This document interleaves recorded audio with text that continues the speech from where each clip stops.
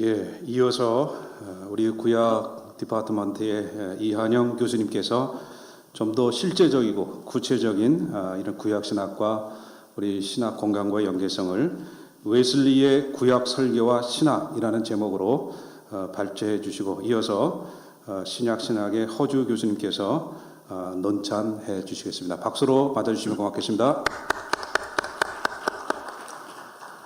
예, 짧은 소고이기 때문에 제가 그냥 읽어 내려가겠습니다. 들어가는 말입니다. 아시아연합신학대학교 교수진은 한철아 박사가 1994년에 제안한 X 공동체의 신학 공간을 기반으로 한 다학제 간 협진의 연구물을 1998년 X Theological Journal Volume 7에 출간함으로 X 신학신학 운동의 학문적인 기본적 토대를 다지었습니다. 그 주요 내용을 살펴보면요, X 신학신학 운동은 신본주의와 복음주의 신앙의 확립을 통한 교회의 회복을 목적으로 하고 있다라고 되어 있고요. 그 신학적 근거를 역사적인 아우구스티누스, 루터, 칼뱅 그리고 웨슬리로부터 찾고 있다고 기록하고 있습니다. 이는 그 시초를 카톨릭과의 어떤 신학 논쟁에 둔 독일의 에반겔리시 복음주의 운동과는 차별되는 신학적 보수주의, 근본주의 혹은 정통주의와 일맥상통하는 복음주의 운동이라고 말할 수 있습니다. 그런데 이러한 그 X 신학 운동의 정의는 우리가 중심진리에 대해서 이야기를 하고 있는데요, 그 안에 함축된 너무나도 다양한 개념들을 이해하고 설명하기에는 그 한 단어로 혹은 이 타이틀로요 역부족이므로 추가적인 구체적 정의가 필요하며, 또 개신교 내에 현존하는 명백한 신학적 차이점들을 극복할 수 있는, 그리고 또 범교단적으로 공유될 수 있는 체계적인 논의들이 요구되어 있습니다. 우리가 교회 연합적이라고 얘기하는데 사실 각 교회와 교단들이 가지고 있는 교리와 또 추구하는 것들이 다르다는 것을 우리가 간과할 수 없다라는 것이죠. 나아가 신학으로부터 또한 신학 운동으로의 구체적인 체화, 인카네이션이죠. 그런 체화라는 해석학적이며 목회학적인 어려운 과제를 남기기도 했습니다. 그래서 그동안 X는 이런 일련의 문제들을 풀어가기 위해 다양한 학문적 연구를 시도하고 진행해왔고, 오늘의 포럼도 그 진행 과정의 일부라고 볼 수 있습니다. 그 일부로서 한국 교회의 대표적인 신학적 대립 중심에 있는 칼뱅과 서로 시대가 다르죠, 웨슬리의 대화 혹은 동질성을 고찰해 왔습니다. 이런 맥락에서 본소고는 존 웨슬리의 일기와 또 설교에 기술된 다소 아주 한정된 구약 설교를 중심으로 부분적이며 간접적이나마 포커스는요, 구원과 성화에 대한 그의 신학적 이해는 무엇이었는지를 분석하고 추측해 보고자 합니다. 구원과 성화라는 주제 아래 칼뱅과 웨슬리의 논쟁이 있지 않나 생각이 듭니다. 두 번째요, 웨슬리의 신앙과 신학에 대해서 간략하게 요약을 했습니다. 웨슬리는 구약을 성경신학적으로 분석하거나 혹은 구약 본문을 일괄적으로 주석하고 강해한 그런 신학자가 아니었습니다.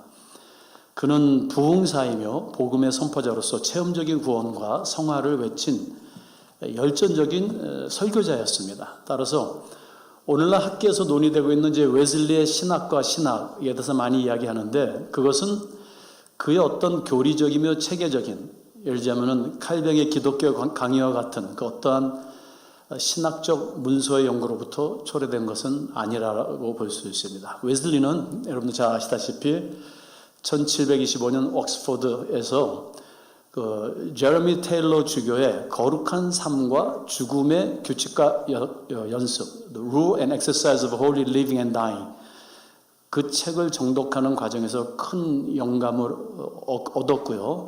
또 아시다시피 알데스 게이트에서의 영적 체험을 통해서 그날 이후로 아주 거룩한 삶을 전적으로 추구하며 살기로 결단한 분이라고 우리가 알고 있습니다. 그리고 그 책의 조언을 따라서 평생 자신의 역동적인 신앙적 체험과 신학적 이해의 수정 과정을 일기에 기록해서 남겼습니다. 이거는 위트필드와도 마찬가지로 위트필드도 그 제레미 테일러의 영향을 받아서 일기를 기록했기 때문에 저희들이 오늘날 웨슬리와 그리고 위트필드의 일기를 통해서 그들의 신학 사상을 생각해 볼 수 있는 것이죠. 이는 상대적으로 기획된 체계적인 칼뱅의 기독교 강론과는 대조되는 것으로서 비체계적이며 비교리적인 기술이라고 말할 수 있습니다. 그러나 웨슬리의 일기와 설교에는 그가 학창 시절부터 평생 추구하고 전파했던 구원, salvation, 그리고 perfect holiness라고 온전한 성화를 강조하고 있는 것을 그런 신학의 일관되게 언급되고 있는 것을 볼 수 있습니다. 이로 인해서 특별히 그가 온전한 성화를 부각한 것 때문에 행위의 구원론이라는 그 시대 또 오늘날도 비평을 받게도 되었습니다.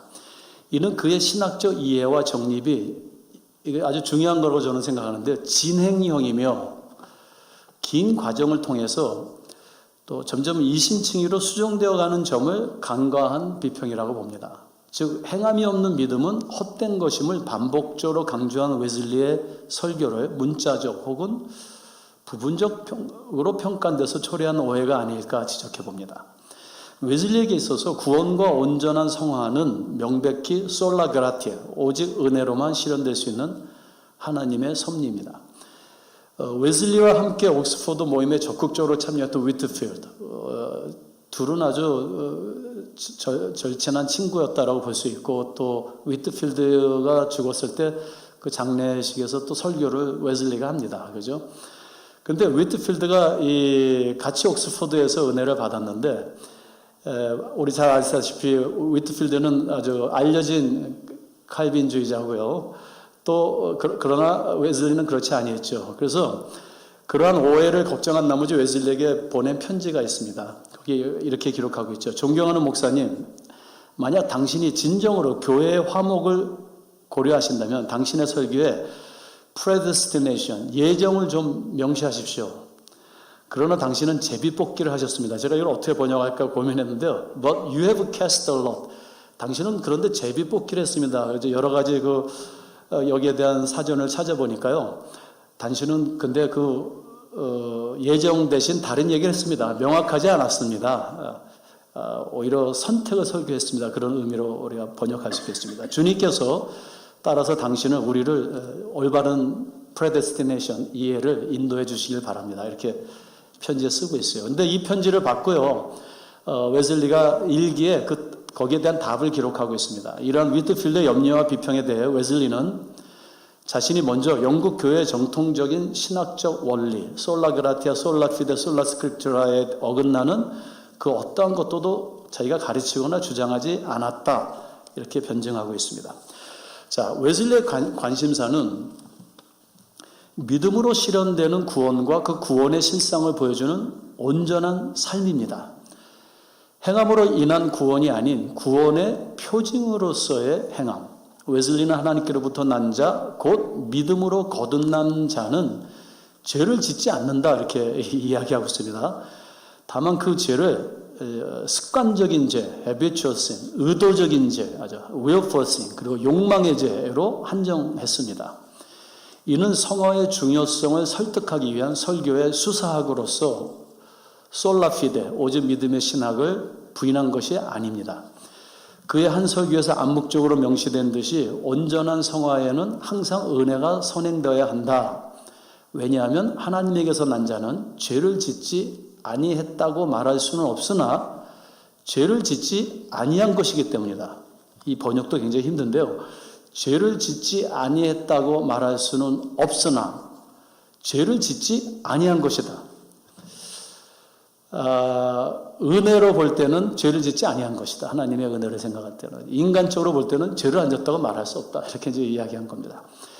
자, 왜 이렇게 웨슬리가 온전한 삶에 집착했을까? 저는 좀 고민하면서 그의 생애에 대한 책들을 좀 읽어봤습니다. 어린 시절 웨슬리는 보수적인 목회자 가정에서 그의 어머니 수잔나의 엄격하고 규범적인 교육 방식 아래 자라났습니다. 수잔나는 웨슬리만큼 유명합니다. 그녀는 자녀들을 양육하는 데서 아주 적극적이며 헌신적이었던 여인으로서 알려져 있는데요. 그 남편에게 보낸 편지문에서 암시되어 있습니다. 쉬운 말로 여보, 나는 여성으로서 대가족의 대모입니다. 따라서 당신이 없는 동안 나에게 맡겨진 영혼들에 대한 고귀한 사명을 생각할 때 그들은 주님께서 나에게 위탁하신 영혼들이지만 그들 중 나는 제일 먼저 나의 자녀들을 돌보고자 합니다. 시간상 그냥 넘어가겠는데 굉장히 엄격한 그 자녀들을 그 행동 방식에 있어서 굉장히 엄격하게 키웠던 것들을 보고 알 수 있습니다. 다음으로 넘어가겠습니다. 그래서 웨슬리는 굉장히 그 엄격한 삶의 교육을 받으면서 그렇지 못한 자신의 삶에 비춰서 갈등을 많이 겪었다고 합니다. 그리고 또한 이제 그 웨슬리가 그 온전한 삶을 설교하던 그 시절, 절정에 이르던 시절에 또 갈등을 겪습니다. 왜냐하면 온전한 삶을 선포하지만 아내와의 갈등이 너무 심각했던 것입니다. 그 일기에 보면은 편지에 보면 이렇게 써 있습니다. 아내에게 하는 말입니다. 당신은 나의 신뢰를 온전히 잃었습니다. 당신은 나의 사랑을 폭행으로 뒤흔들었습니다. 그 아내한테 매맞았나 봐요. 그죠? 당신은 나의 자신감을 파괴했습니다. 자신감 상하게 했다 이거죠. 당신은 내가 도둑과 같이 모든 것으로부터 숨게 했습니다. 당신과 함께 기도할 수 있음을 절단시켰습니다. 내가 어떻게 매일 나에게 상처를 주려고 주시하고 있는 사람과 함께 기도할 수 있겠습니까? 그 아내와의 관계가 심각했던 것을 우리가 언뜻 볼 수 있습니다. 아마도 이런 아내와의 고통스러운 상황은 제 추측입니다. 그가 학창시절에 가졌던 또 그 교육 과정에서 성장 과정에서 가졌던 온전한 성화와 거룩한 삶에 대한 어떤 신학적 이해를 수정하는 요소가 되었을 것이다. 아, 나는 온전한 삶을 살 수가 없구나. 뭐 그런 우리 모두 느끼는 거죠. 그러나 그것이 그가 추구했던 온전한 그리스도인의 삶을 허구로 만들지는 못했습니다. 그는 임종식 그의 옆에 함께한 위트필드와 지인들에게 모든 것 중에 가장 좋은 것은 하나님이 우리와 함께 계신 것입니다라고 고백했다고 합니다. 이는 임마누엘 신학과 신앙이 함께한 위트필드가 아닙니다. 지인들과 나중에 그 위트필드가 이걸 언급했는데 제가 잘못 기록했습니다. 나중에 설명하겠습니다. 이는 임마누엘 신학과 신앙이 그의 구원과 성화의 변함없는 기반이었음을 암시합니다. 젊음의 열정을 가지고 미국으로 건너간 웨슬리는 조지아 주에서 펼친 선교 사역에서 실패합니다. 그러나 돌아오는 배에서 모라비안들을 만났고 알더스 게이트에서 새로운 영적 체험을 통해 온전한 성화를 갈망하게 됩니다. 이후 그는 철저한 회개와 제사함, 구원과 성화를 열정으로 추구하고 전하는 설교자로 살아갑니다. 그리고 하나의 총체적이며 체계적인 교리문을 작성하기보다는 그가 그의 영적 순례의 긴 과정에서 경험하고 설교한 내용을 오늘날 우리가 볼 때는 굉장히 수준 높은 영어체지만 그 시대 콜로키오, 구어체로 일기에 기록했습니다. 따라서 웨슬리의 신학과 신앙을 조직적인 칼뱅과 대리시키는 혹은 교리적인 틀로 평가하는 것은 적절한 접근이 아니라고 지적할 수 있습니다. 그의 일기와 설교는 결론보다는 과정을 담고 있기 때문입니다. 저의 개인적인 견해인데요. 우리가 웨슬리의 신학이 이거다 이렇게 말하는 것은 좀 조심스럽다. 왜냐하면 그분은 어떤 기독교 강요 같은 어떤 교리책을 쓰신 분이 아니고 그 어떤 결론보다는 그 과정을 일기에 기록하신 것인데 그것도 설교에 또 그 시대의 어떤 필요에 의한 것들을 선포한 것들인데 강조한 것들인데 그것을 가지고 우리가 어떤 결정적으로 웨슬리의 신학을 정의한다는 것은 조금 무리가 아닐까 생각이 듭니다. 자, 마지막으로 세 번째, 웨슬리의 구약 설교와 구약 신학입니다. 웨슬리의 일기와 설교에는 성경 본문의 역사 문학적이며 신학적인 해석이나 강해가 거의 부재합니다. 그 시대에 어떤 성경 신학이라든가 혹은 엑스포지터리 프리칭이라는 개념이 거의 없었던 시절이라고 봅니다. 윗필드의 설교문도 몇 군데 보니까 저로 그런 개념이 없어요. 그래서 웨슬리는 주로 성경 본문에서 의미로 선택한 짧은 구절, 한 절, 두 절로부터 문맥과는 어느 때는 정말 전혀 상관없는 그런 주제들을 또 신학적으로 설명하고 설교했습니다. 그리고 그는 특별히 구원과 성화를 촉구하는데 설교의 다수를 할당했는데 거기에 가장 많이 인용된 본문은 한 80%가 거의 복음서와 로마서입니다. 물론 갈라디아서도 있고 빌립보서도 있습니다. 본 섹션에서는 그의 일기와 설교 중에서 상대적으로 아주 적은 구약 본문 설교 중 그 일기 연대로 이렇게 뽑아서요. 시편, 시가서에서 한 군데, 창세기 5경에서 한 군데, 예레미야 11장 9절, 24절, 6절, 말라기, 선지서에서 세 군데, 그리고 열왕기, 역대서에서 역사서에서 하나 해서 제가 총 6개 설교를 구약 본문 설교를 강해 설교가 아닙니다. 그냥 주제 설교인데 분석해 봤습니다. 자, 첫 번째 설교입니다. 제목은 사람이 무엇이 관대 주의 손가락으로 만드신 주의 하늘과 주께서 베풀어 두신 달과 별들을 내가 보오니 사람이 무엇이기에 주께서 그를 생각하시며 인자가 무엇이기에 주께서 그를 돌보시나이까. 사람이 무엇이냐라는 웨슬리의 질문은 철학적인 질문에 앞서 신학적인 질문임을 본 설교는 밝히고 있습니다. 특별히 동시대 철인과 천문학자가 부정적으로 사유하고 있는 인간의 존엄성에 대해서 웨슬리는 반박합니다. 모든 피조물로부터 차별화된 인간의 유일한 존엄성과 영원성을 시편 본문에 기록된 인간의 두 가지 속성으로 조명하여 설교합니다. 하나는 타락한 속성이며 또 하나는 하나님의 은혜를 입은 속성입니다. 요약하자면은 그 한 개인의 존재를 정량적으로 또 정성적으로 지금 웨슬리가 지금 평가하고 있습니다. 정량적이라는 건 숫자로 먼저 평가합니다. 한 개인이 온 이 세계 모든 인구 또 지구 그 인구가 지구 안에 있지만 또 지구가 모든 행성 모든 별들에 비하면 하나님께서 지금 관심을 가지는 한 사람의 가치가 정량적으로 얼마나 별 볼 일 없는 것이냐 이것을 이야기하고요. 그다음에 정성적 평가는 시간적으로 합니다. 시간적 가치로. 오래 살아봤자 80년인데 무드셀라에 비하면은 또 영혼에 비하면 그 얼마나 보잘것없는 것이냐.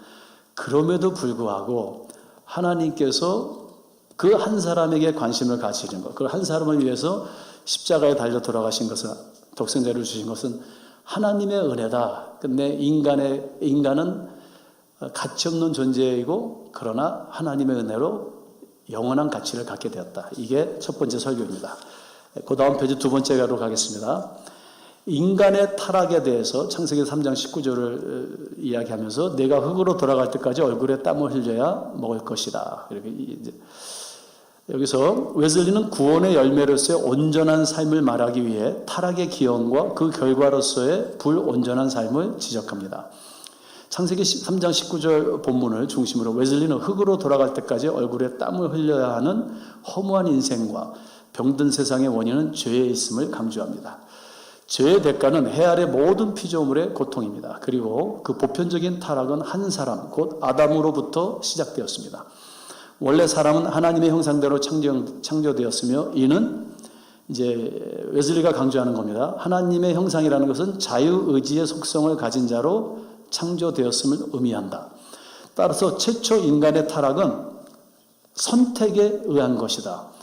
나중에 이제 믿는 것도 선택으로 이야기를 하거든요, 웨슬리가. 그러니까 자유의지를 가지고 악을 선택했다. 이는 인간이 타락의 전적인 책임자임을 함의한다. 역설적인 것은 타락의 원인인 그 자유의지가 동시에 사람의 지성과 성함의 근원도 된다는 것입니다. 그렇게 이야기하고 있어요. 그러나 서론적인 이 부분에서 웨슬리가요, 이 설교에서 어떻게 하나님의 형상을 입은 인간의 자유의지가 거룩한 것을 추구하는 것과 죄를 선택하는 것에 같은 근원적 속성이 될 수 있는지를 설명하고 있지는 않습니다. 분명한 것은 웨슬리에게 있어 인간의 자유의지는 자아 정체를 스스로 의식하고 그 다음에 선과 악을 선택할 수 있는 창조적 이것을 creative 혹은 innate 그런 attribute 속성이라고 이야기하고 있습니다. 에덴 동산에서 하와는 뱀의 거짓말을 하나님의 말씀보다 더 신뢰하고 죄를 범하고 아담은 하나님보다 하와를 더 사랑함으로 그녀의 말을 따라 죄에 빠졌습니다. 결과는 즉시 나타났습니다. 그들은 순수함을 상실하였고 불행해졌습니다. 무소부지하신 창조주 하나님을 피해 자신을 숨기는 어처구니 없는 행동을 취합니다. 밑으로 가세요. 이는 인간의 타락이 그러니까 인간의 절대 타락성을 웨슬리가 여러 군데서 반복해서 분명하게 명시하고 있어요. 여기서도 인간의 타락이 절대적이며 천성적이다. 후마눔 에스테 에라리 에트나시레 태어날 때부터 악하다 이렇게. 그러나 타락 그 이후에도 하나님은 아담과 하와를 포기하지 않으시고 부르셨다. 그것은 사랑과 자비의 부르심이었다. 그러나 그들은 본인들의 원죄를 하나님께로 돌렸다. 인간의 타락에 돌이킬 수 없는 절정에 이른 것이다. 그리고 그 죄악은 하나님의 공의로 마땅한 심판을 받게 된다. 그러나 그 심판 속에서도 하나님은 은혜를 베푸신다. 뱀의 후손이 여자의 발꿈치를 상하게 할 것이나 여인의 후손은 그 뱀의 머리를 상하게 할 것이다. 하나님의 공의와 사랑은 늘 공정한다. 자, 다음 패러그래프가 좀 중요한데요. 시편 8편 3, 4절 본문의 설교 때와 같이 웨슬리는 구약 본문으로 시작된 설교를 다시금 복음서로 마무리합니다. 여기서 웨슬리는 다시금 요한복음 3장 16절을 선포합니다. 웨슬리에게 있어서 아담의 타락은 전적으로 그의 자유의지로 결정된 것이다. 아담은 사탄으로부터 속은 것이 아니라 의식적이며 의지적인 고의성으로 하나님께 반항한 것이다. 따라서 사람에게는 하나님의 은혜를 얻을 그 어떠한 자격도 있을 수 없다. 구속의 은혜는 오직 하나님에게서 온 것이다. 창조주 하나님은 그의 형상대로 만드신 사람을 버리지 아니하셨다. 그는 이 세상을 사랑하사 독생자를 주셨으며 이제 누구든지 그를 믿는 자는 멸망치 않고 다시 영생을 얻을 수 있는 길을 열어주셨다. 구속의 은혜는 하나님의 공의와 자비의 일치를 반영한다. 그 자비는 값없는 이신칭의의 구원을 성립한다.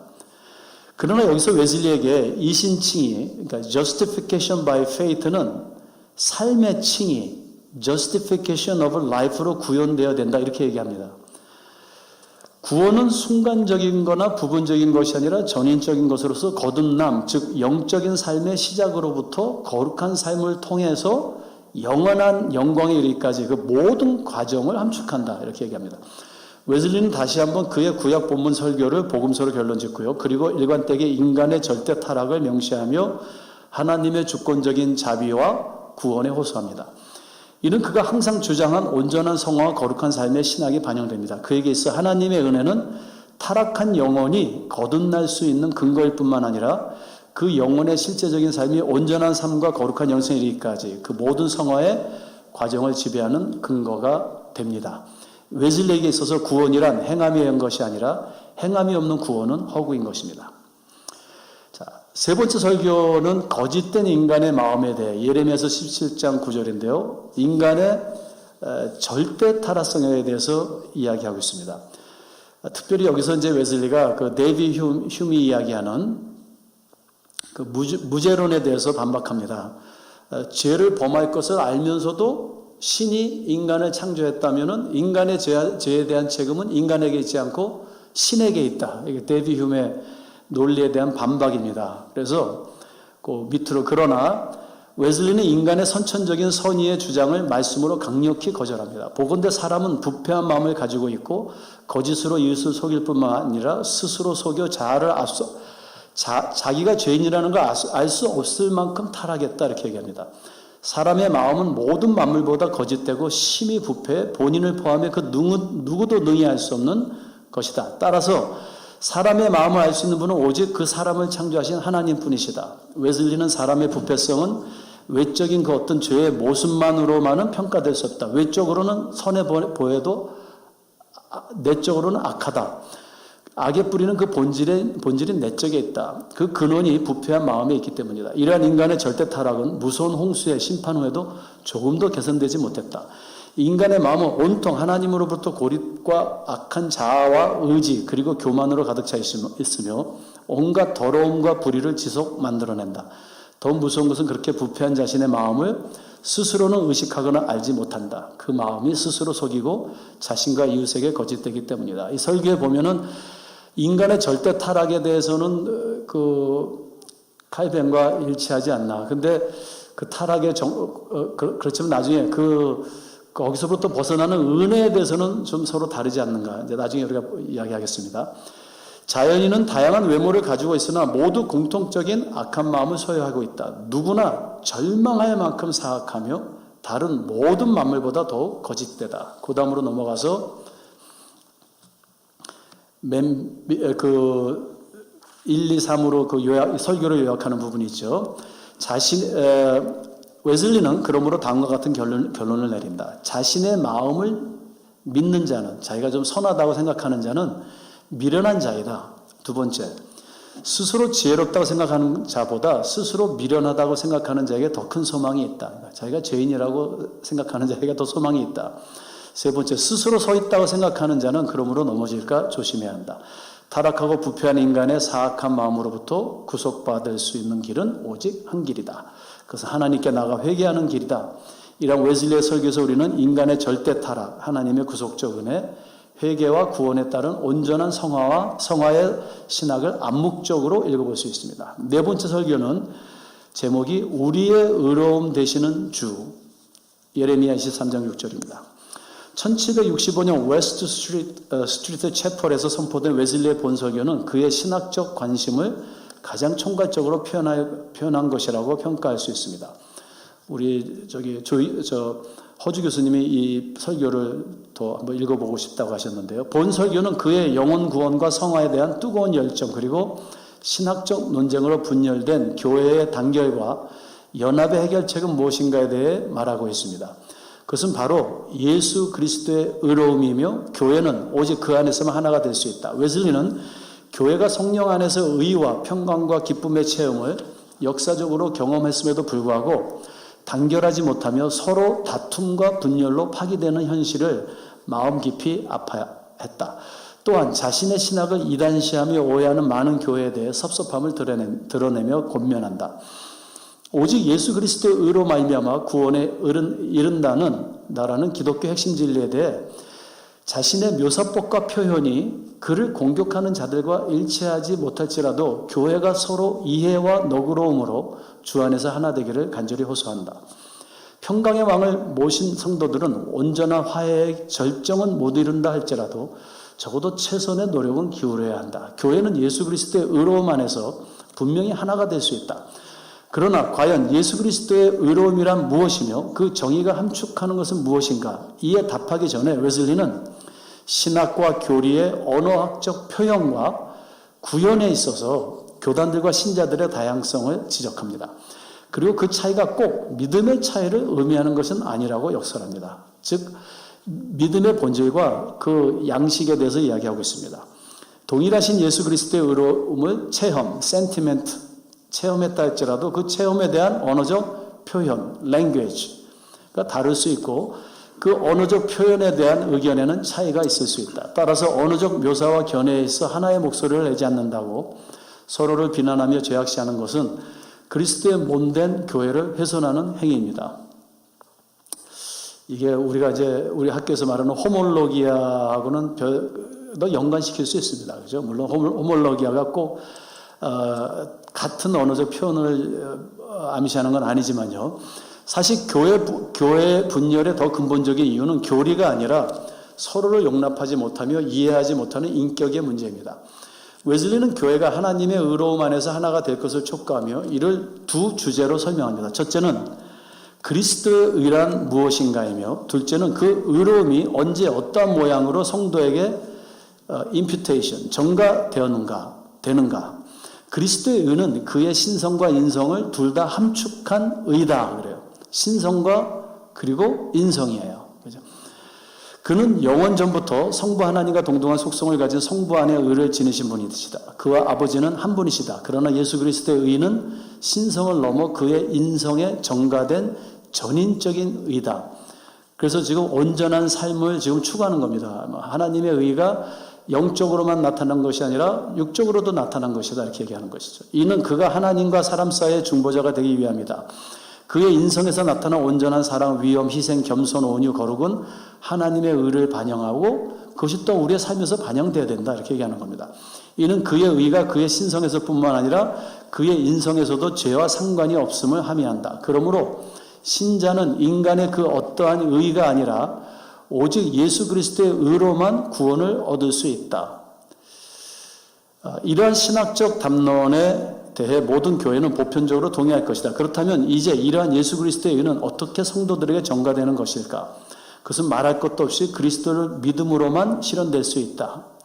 믿는 그 순간 구원은 이루어진다. 이러한 믿음과 그리스도의 의는 분리할 수 없는 유기체이다. 그리스도의 의가 없는 참된 믿음, 즉 이신칭이란 있을 수 없다. 더 구체적으로 말하자면 믿음이 그리스도의 의를 신자에게 전가하지 않는다. 그리스도의 의가 먼저 구원에 이르는 믿음을 신자에게 전가한다. 이게 prevenient grace, 선행적 은혜를 얘기하는 거겠죠. 그러므로 신자는 그 어느 다른 것보다 오직 그리스도의 의가 전가한 믿음으로만 죄사함을 받고 구원에 이른다. 신자의 구원은 개인의 그 어떠한 공로가 아닌 오직 예수 그리스도의 속죄와 순환의 의로만 이루어진 구원이다. 네.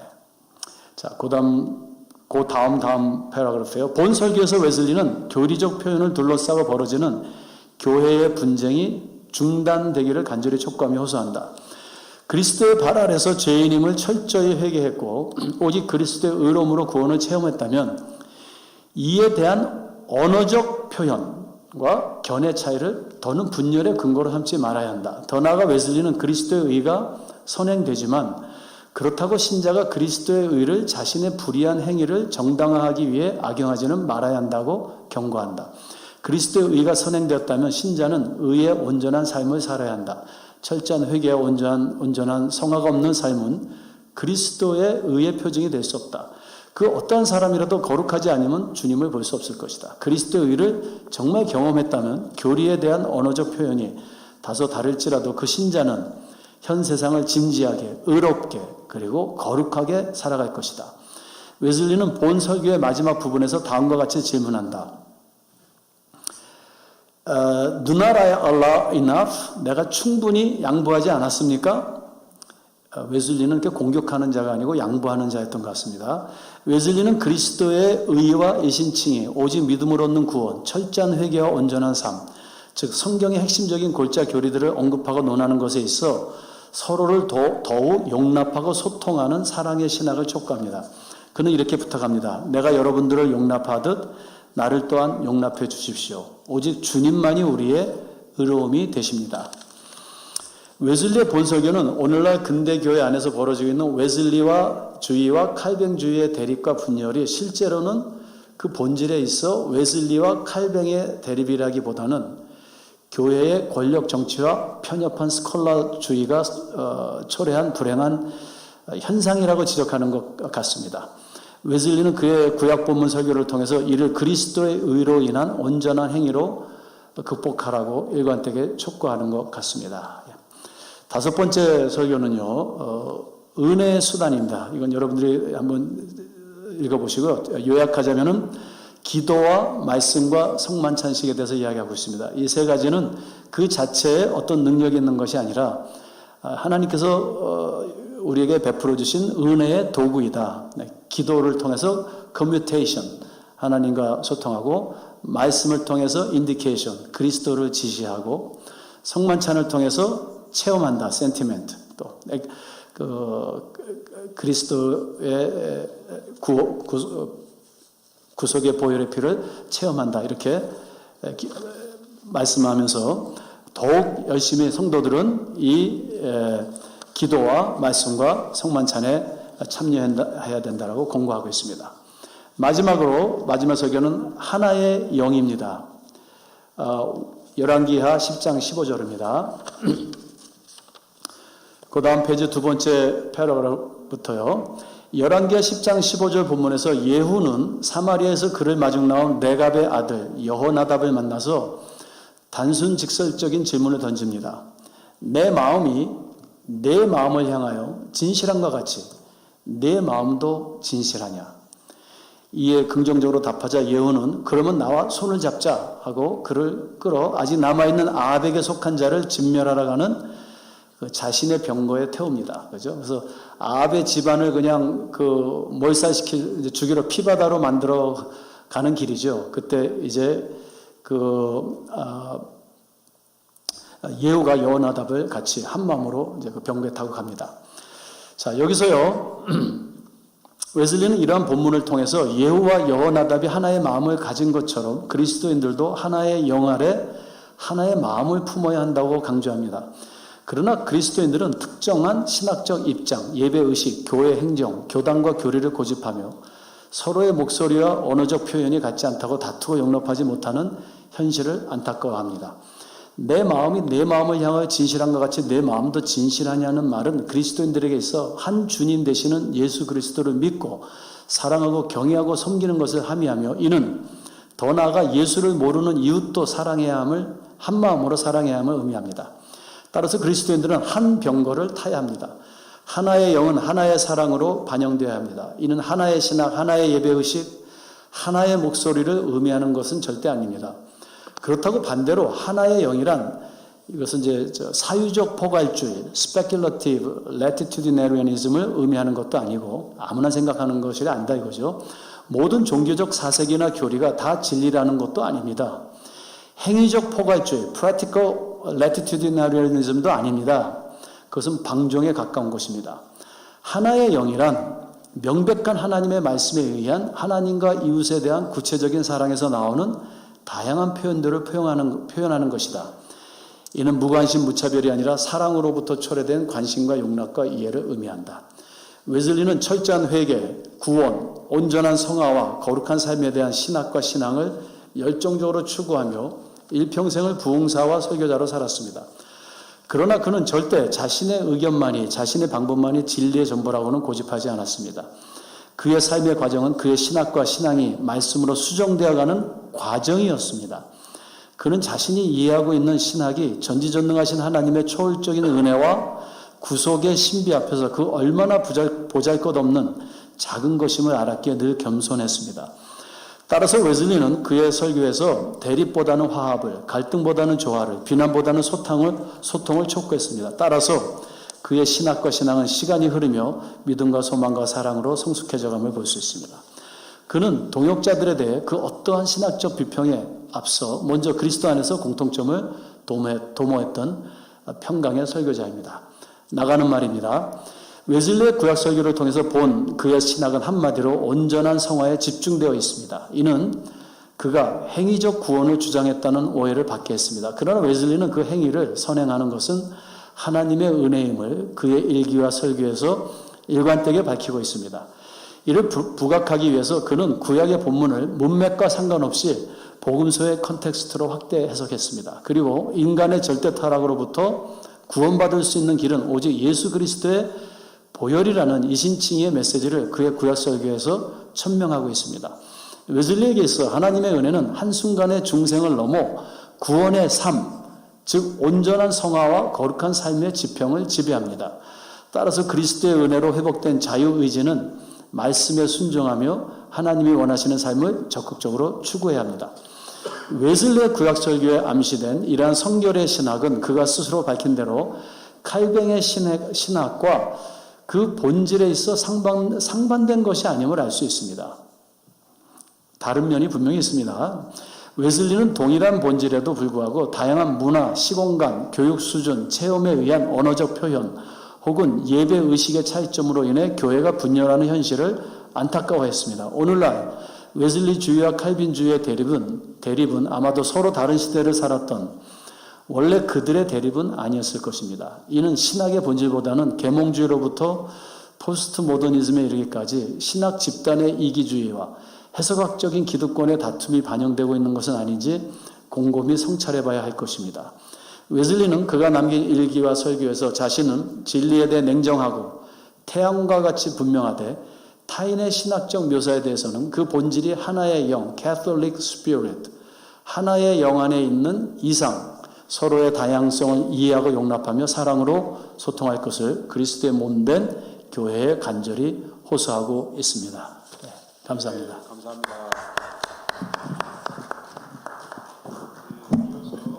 허주 교수님의 연차 이어지겠습니다.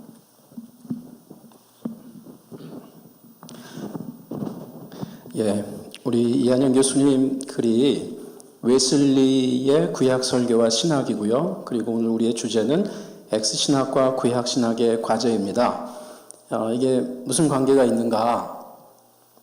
예루살렘과 아테네가 무슨 관계가 있는가처럼 보일지 모르겠습니다만 이 페이지를 잘 활용하기 위해서 우리 교수님이 전제하고 시작하셨는데 제가 이해하는 바는 이렇습니다.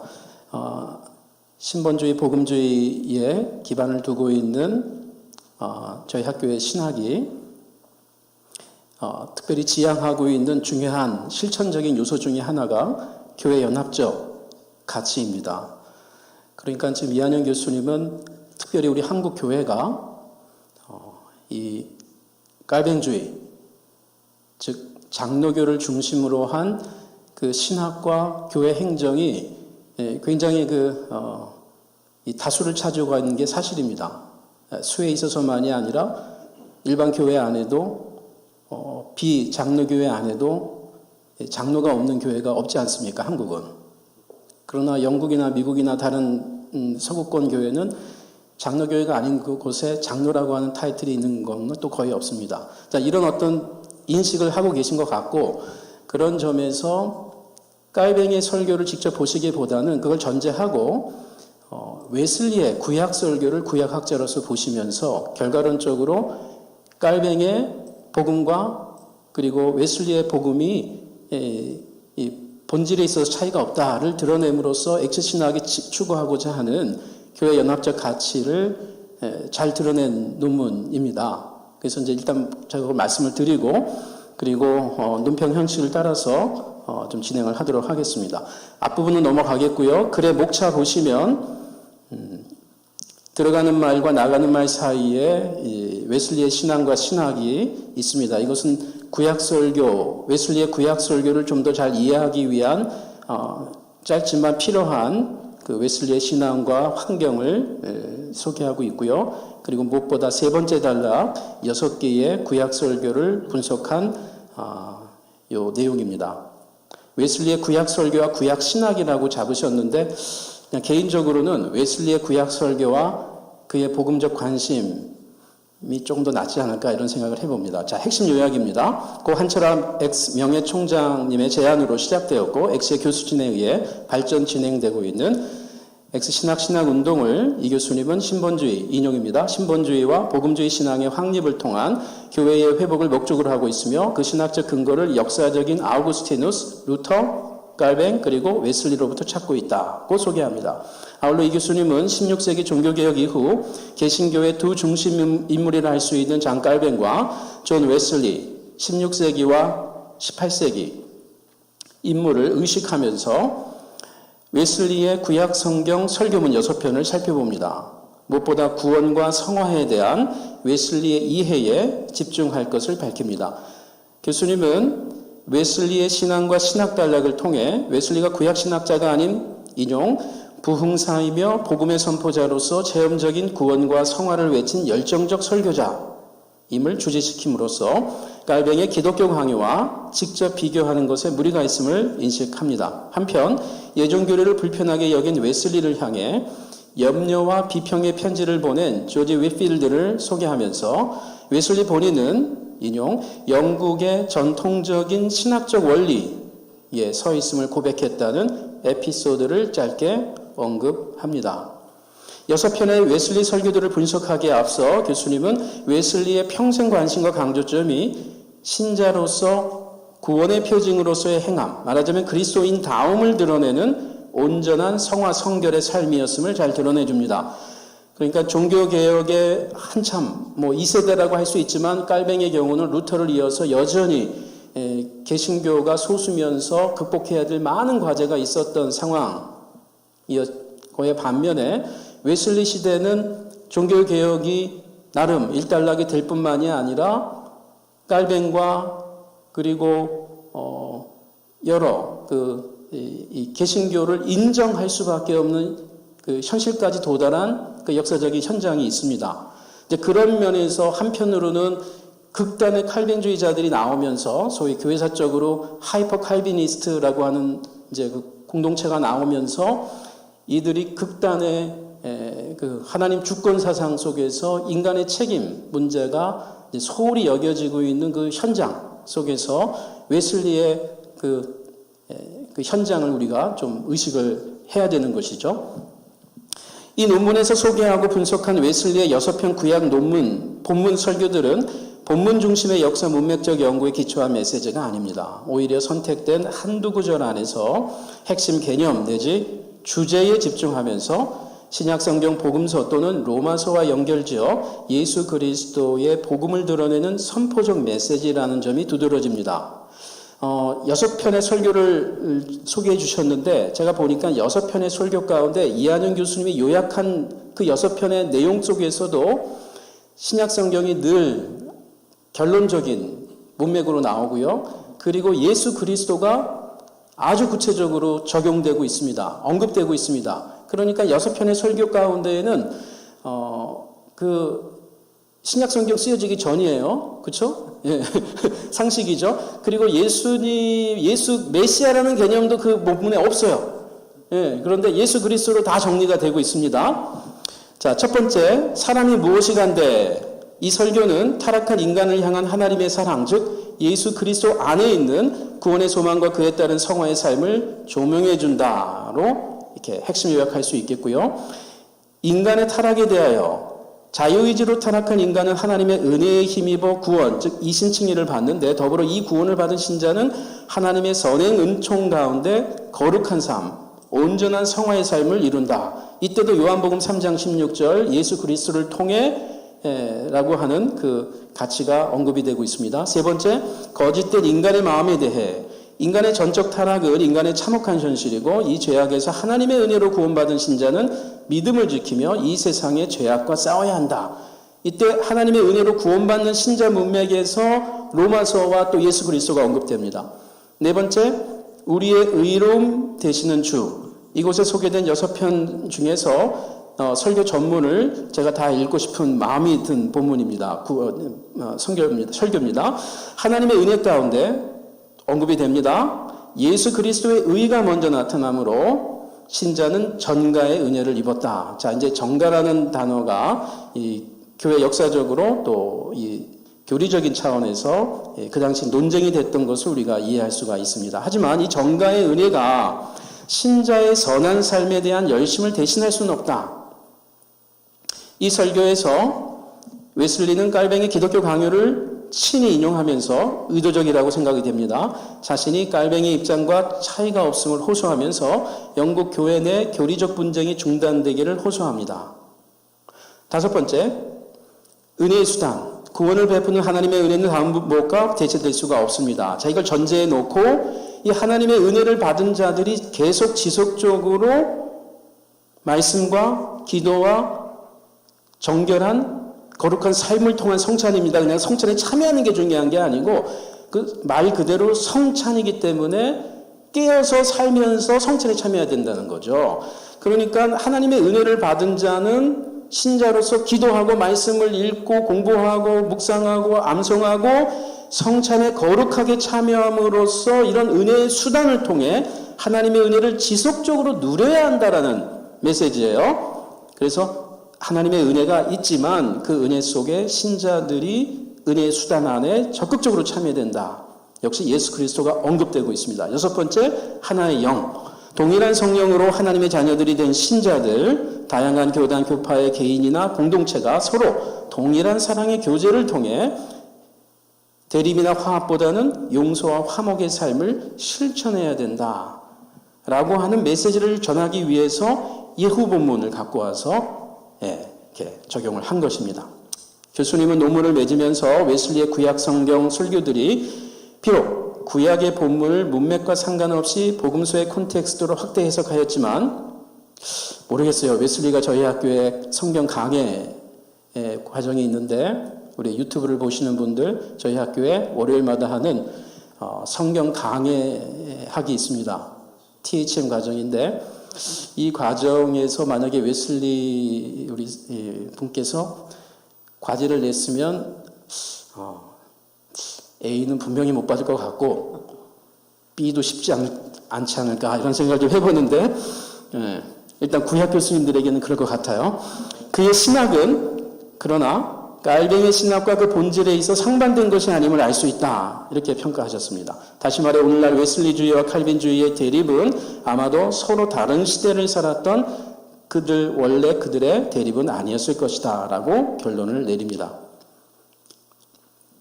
제안과 질문과 토론 내용입니다. 교수님은 들어가는 말과 나가는 말에서 칼뱅과 웨슬리를 모두 언급합니다. 특히 나가는 말에서 칼뱅, 웨슬리는 신학의 본질에 있어 상반된 건데지 대립에 있다고 볼 수 없음을 언급합니다. 하지만 아쉽게도 칼뱅의 글은 이 논문에서 다루지 못했습니다. 구약성경 책 단권 내지 동일한 구절에 기초한 칼뱅과 웨슬리 각각의 설교문을 함께 소개하고 해설 분석하여 논지를 밝혔더라면 이미 좋은 글이었지만 더 설득력이 있지 않았을까 생각하게 되고요. 두 번째, 구약성경 본문에 기초한 웨슬리의 많은 설교들 중에서 이곳에 소개한 6편의 설교문을 선정한 기준 내지 이유를 언급해주면 더 좋았을 것 같습니다. 혹자는 이렇게 얼마든지 문제제기를 할 수 있는 거죠. 칼뱅과 유사한 설교를 택해서 하면 칼뱅과 같은 거 아니겠는가?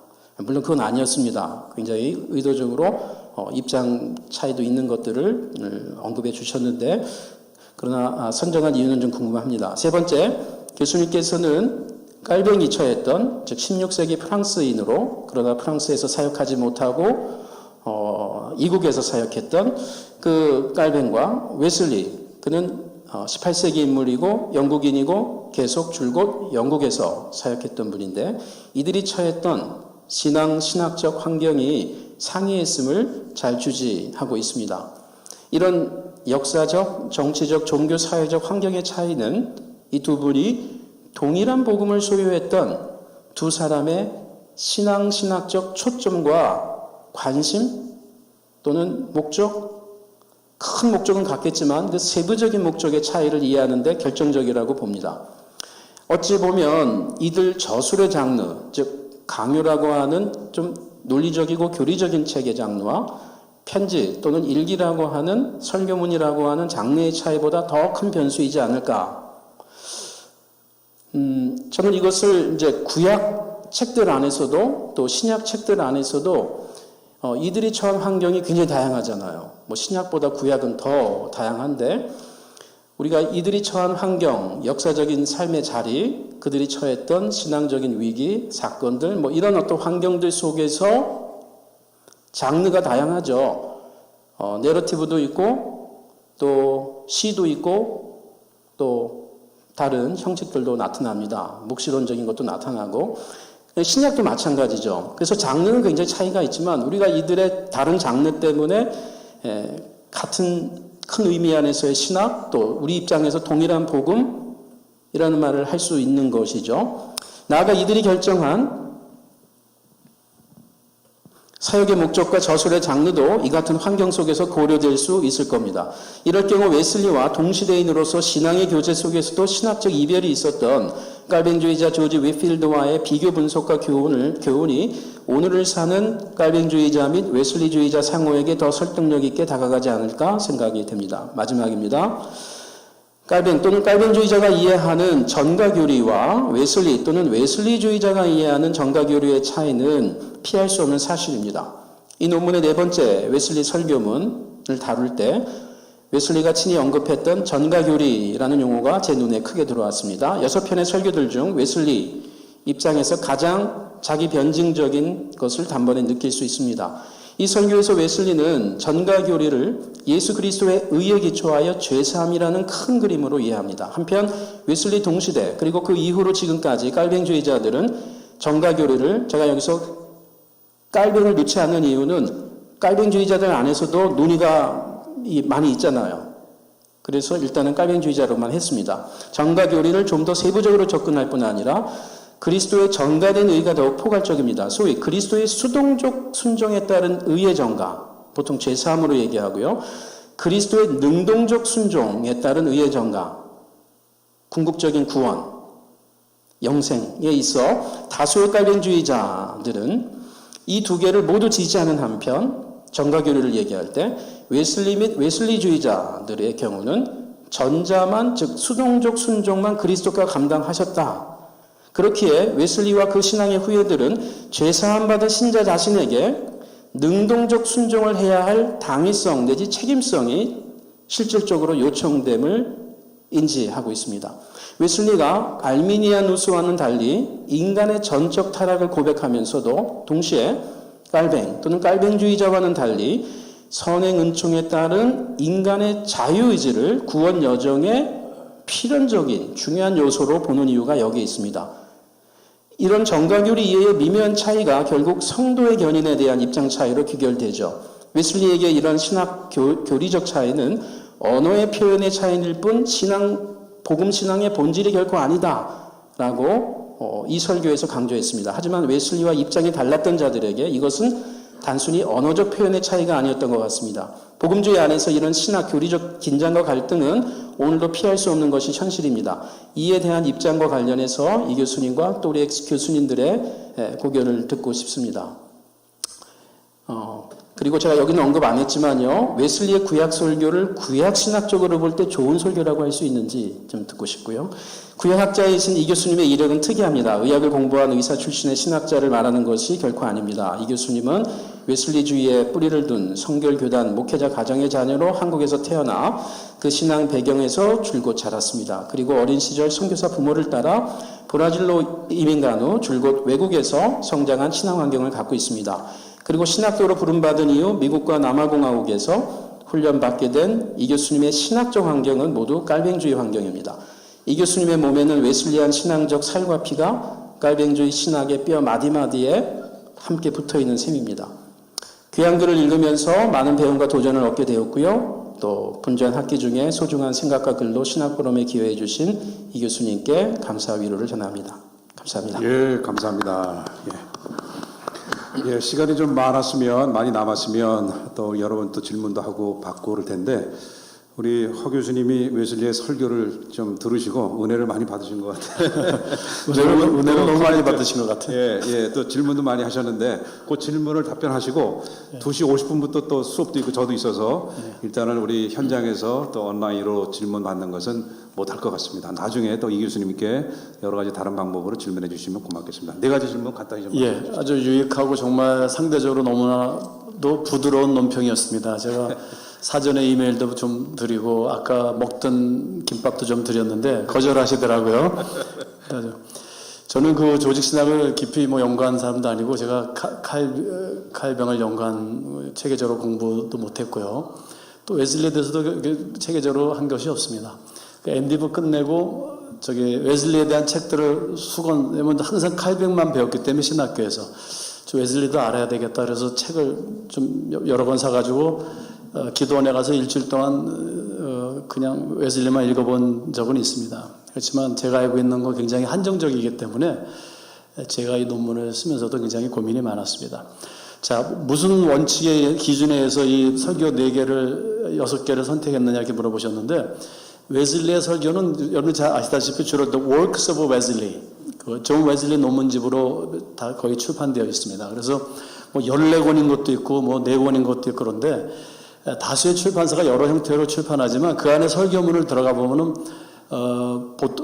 물론 설교집만 따로 4권 이렇게 해놓은 것도 있지만 140개의 설교를 140개에서 150개 설교를 보통 넘버를 매겨놨습니다. 거의 일치합니다. 그 140개 설교의 본문을 제가 다 이렇게 분석해 보니까 그 안에 구약 본문을 본문으로 삼은 설교가 30개였습니다. 140개 중에. 그리고 30개 중에서는 이제 웨슬리의 설교는 전혀 구약신학적이지 못합니다. 그러니까 본문의 배경이나 이런 거 아무 상관없어요. 그냥 한 구절 뽑아가지고 본문만 그냥 그 구약이지 구약 설교라고 말할 수도 없는 것 같습니다. 근데 어쨌든 구약을 본문으로 삼은 설교가 30개인데 그 중에 제가 말씀드린 것처럼 구원과 성화에 관련된 그 외에는 그 휘필드의 장례식에서 한 설교도 구약 본문을 쓰셨고 막 그랬기 때문에 그래서 그 추려보니까 그게 6개였습니다. 그래서 그게 기준이었고요. 여러분들 그 God on the Net, www God on Net 들어가면 그 140개 설교가 다 원문이 그대로 또 거기 있습니다. 저는 그 핸드릭스 퍼블리케이션에서 1991년에 출판한 The Work of John Wesley, The Works of John Wesley에서 이 설교를 선택했습니다. 그 다음에 이제 칼빈과 비교하는 것이 첫 번째 문제가 시대적인 차이가 있다. 저는 거기에 철저하게 동의합니다. 어떤 교리적인 차이로 비교할 수 없는 것이 지금 이 칼빈 시대 때는 뭐 국외와 전적으로 싸우는 전면전을 하는 그런 시대였고, 그러니까 전적으로 교리적인 싸움이고, 웨슬리 시대는 이미 어떤 그 개신교가 정착한 그런 정황에서의 이제 어떤 부흥에 초점이 맞춰 있고 영적 삶, 그러니까 웨슬리의 설교가 다 그쪽으로 초점이 되어 있지 않았나, 그런 면이 분명히 있습니다. 위트필드와 왜 비교를 안 했느냐? 첫째, 제가 위트필드 설교집을 읽어보지 못했고, 다만 그 웨슬리와 위트필드가 얼마나 친했다라는 것은 웨슬리의 일기에서 여러 군데서 나옵니다. 먼저 옥스퍼드에서 같이 은혜를 받았고요. 그 외에도 서로 계속 그 편지로 소통하고요. 그 다음에 또 웨슬리가 그 죽음에 대한, 위트필드의 죽음에 대한 뭐 설교도 하고 뭐 이런 것들이 있는 것을 볼 수 있습니다. 전통적으로 그 시대에서 그 시대의 성공회와 웨슬리는 아르메니언이었다. 그리고 위트필드는 칼비니스트였다. 이게 이제 정설이죠. 근데 우리가 그 58번째, Sermon number 58, 제목이 On Predestination. 아주 이거는 제목 자체가 예정, predestin에 대한 로마서 8장 29절에서 30절 가지고 웨슬리가 설교를 합니다. 시간이 없어서 이거를 참 말하는데 간단히 이렇게 하면 이렇게 얘기하고 있습니다. 하나님이 미리 아신 자들을 이렇게 얘기하는데 여기서 하나님은 미리 무엇을 아시는 자가 아닙니다. 그래요. 그러면서 왜 아니냐? 하나님은 과거에 계셨고 현재 계시고 미래에 계시는 분이 아니고 영원 전부터 영원 후까지 현존하시는 분이다. 그러니까 그 하나님은 시간적 공간에서 혹은 무엇이 선행하고 또 선행하지 않는 그런 그 시간대로 해석해서 되지 않는다. 그러니까 여기서 하나님이 미리 하시고 예정하셨다라는 것을 cause and effect, 원인과 결과로 우리 인간의 시간적 개념으로 이해하면 안 된다. 그냥 하나님의 전인적인 그 구속의 방식, 메소드를 묘사한 거다. 오도, 순서를 이야기한 것뿐이다. 그러니까 하나님은 누가 예수님을 믿었는가를 아셨다. 그러므로 그 아신 그 믿은 자를 구원하시는 것을 예정하셨다. 그래서 여기서 예정을 칼빈이 생각하는 예정하고는 다르게 설명을 합니다. 예, 뭐 시간이 없어서 그냥 지나가겠습니다. 그리고 마지막으로 위트필드와 비교를 했다면 좋겠다고 이렇게 얘기하신 것에 대해서 그다음에 imputation, 예? 정가에 있어서 칼빈하고 분명히 차이점은 있습니다. 왜냐하면 웨슬리는 이 설교문에서 조금 전에 그 58번 설교문에서 사람이 그 믿는 것을 선택한다. 그런 선한 의지가 인간에게 있다. 다만 그 선한 의지는 하나님이 주신 선행적 prevenient grace다. 이제 거기에 소위 말하는 선행 은총론이 나온 거죠. 그죠? 뭐 칼빈은 우리에게는 그런 의지도 있을 수 없다. 우리는 절대 타락했다. 여기에 차이점은 분명히 있습니다. 자, 위트필드와 비교하는 거 마지막으로는요, 이렇게 결론을 내립니다. 위트필드의 그 죽음에 대해서 설교하면서 웨슬리가 위트필드의 일기를 뭐 거의 다 읽었어요. 그래가지고 그 일기 몇 월 며칠 하면서 쫙 설명을 합니다. 위트필드의 삶을 다 이야기하고, 두 번째 단계에 가서는 위트필드의 신학을 쭉 이야기하고요. 세 번째 가서는 그러면 자기 신학과 위트필드의 신학은 어떻게 달랐냐? 그거에 대해서 얘기를 하지 않고 그냥 이렇게 얘기합니다. We may agree to disagree. 그죠? 우리는 서로 동의하지 않는 것에 대해 동의했다. 분명히 위트필드하고 웨슬리는 틀립니다. 그죠? 중요한 것은 기독교 교리에서 우리는 less essential에 초점을 맞추지 말고 본질적인 것에 인해 대립하지 않고 더 본질적인 것들에서 하나가 되었다. 하나였다. 이렇게 이야기하고 있습니다. 예. 예. 우리가 좀 시간이 좀 있으면 이 부분도 좀 의논하면 참 재미있는 논의가 많이 될 텐데, 또 우리 채팅방에 여러 원우들께서 질문을 또 주셨습니다. 또 하다 보면 또 시간이 가기 때문에 일단 여기서 마감을 하고, 여기 원우들께서 온라인을 통해서 하신 거는 우리 이 교수님께 전달하고, 30초만. 예, 하고 또 다른 방법으로 우리 또 신학연구소 홈피를 통해서나 답변을 하도록 하겠습니다. 예, 고 교수님. 예, 이 교수님께서 마지막에 그 웨슬리의 그 위트필드의 장례 때 했던 그 말씀을 인용하신 거는 전 굉장히 중요하다고 봅니다. 저희 학교에 앞으로 나아갈 어떤 큰 그림 안에서도 소화가 되고 또 우리가 그걸 지금까지 얘기했던 것이죠. 뭐냐면은 장로교, 감리교, 오순절, 침례교, 기타 등등의 이런 교단의 각자의 삶의 자리와 역사 가운데에서 생기고 자리매김해온 지금까지를 우리가 존중합니다. 그러나 말씀하신 대로 본질, 성경에서 말하는 그 본질에 더 집중하자.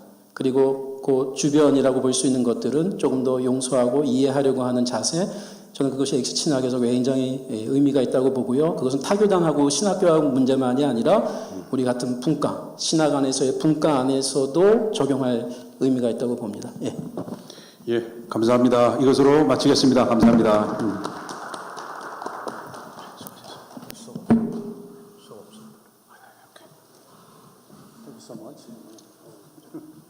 수고했습니다.